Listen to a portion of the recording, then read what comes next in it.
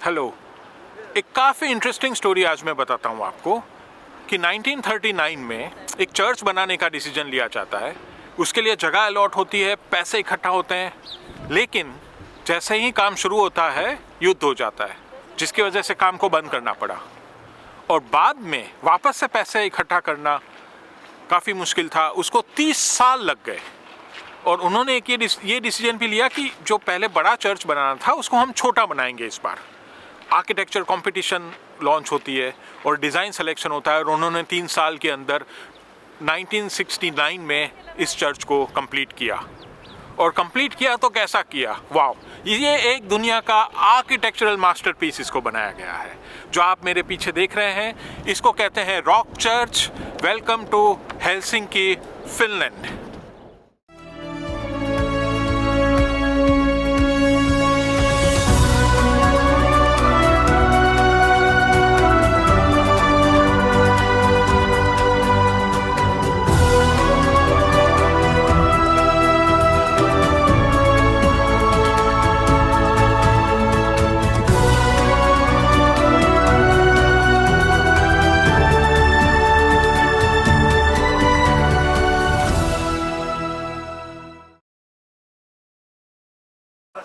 ये Helsinki city centre में स्थित है।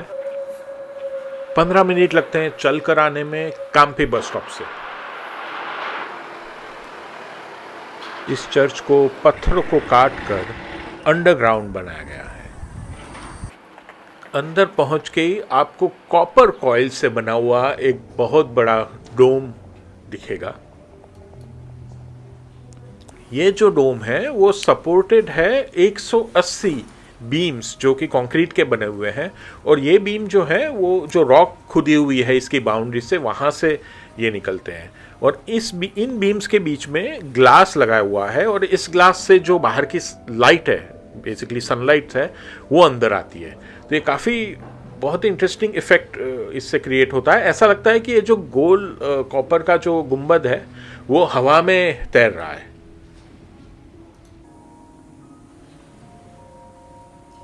और इन पत्थरों को जो खोद के बनाया गया है इसके चारों तरफ, उसको एज इट इज रखा गया है, और इससे रिजल्ट ये निकलता है कि जहाँ पे जो साउंड अकोस्टिक क्वालिटी है वो बहुत ही बेहतरीन है।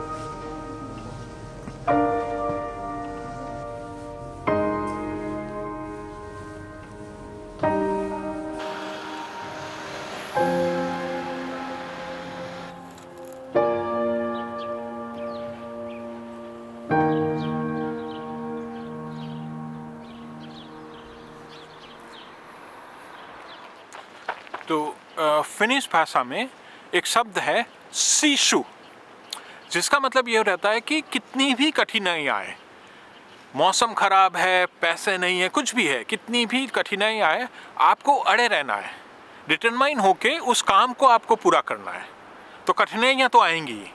और जब मैं इस चर्च की स्टोरी सुन रहा था, जब पढ़ रहा था इसके बारे में, तब मुझे यही लगा कि यार इनको 30 साल लग गए पैसे जुटाने में, काम रुक गया, छोटा चर्च बनाना पड़ा पहले से, लेकिन जब बनाया इन्होंने तो क्या बनाया। बस मैं तो यही कहूँगा, देर आए दुरुस्त आए।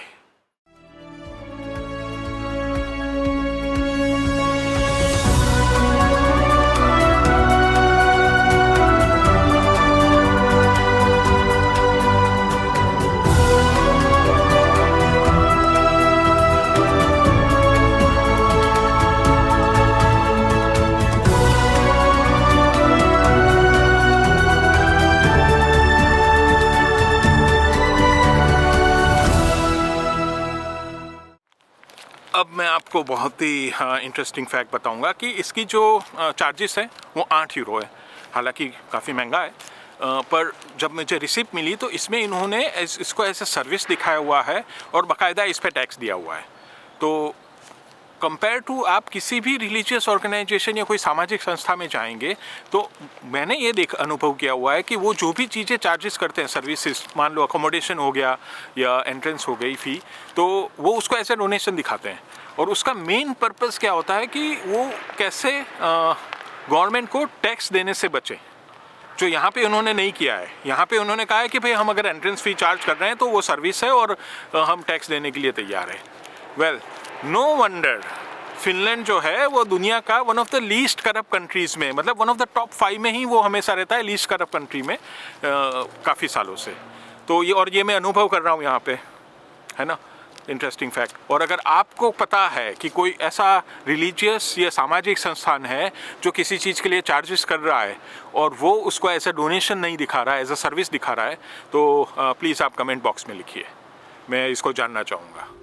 सो मैं तो इस फिनिश शब्द शीशु का तो फैन हूँ, मतलब है लगे रहो। आज के लिए इतना ही, मिलते हैं दोबारा। Good bye.